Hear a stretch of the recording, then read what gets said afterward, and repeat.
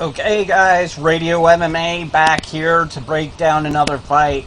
And today we're going to break down the co-main event for Oliveira versus Holloway. And originally it was going to be Rick Story taking on Erick Silva, but things have changed. Rick Story got hurt, and stepping up on short notice here is Neil Magny. And Neil Magny is 27 years old, 19-4 MMA record, 8-3 in the UFC. And Neil Magny just fought on a prelim fight at UFC 190 against Demian Maia. He lost by submission in the second round.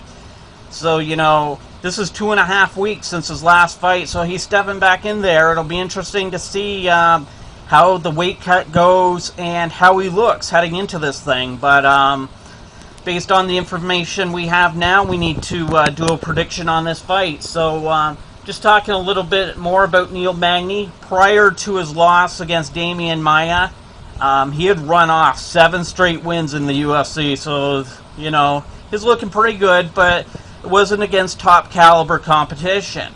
Okay, now let's talk a little bit about Erick Silva. Erick Silva is coming off back-to-back wins in the UFC. His last fight was a submission victory in the first round against Josh Koscheck, and that basically sent Josh Koscheck packing, man. He ended up in Bellator. UFC gave him his walking papers, and yeah, so that came at the hands of Erick Silva.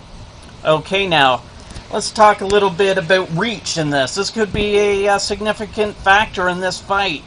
80-inch reach for Neil Magny, 74 for Erick Silva. That's a 6-inch reach advantage, and that could play a big factor into this thing. Also, Erick Silva is 6-4 in the UFC.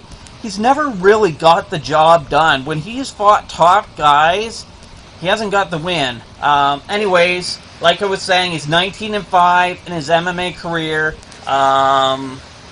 He's 6-4 in the UFC.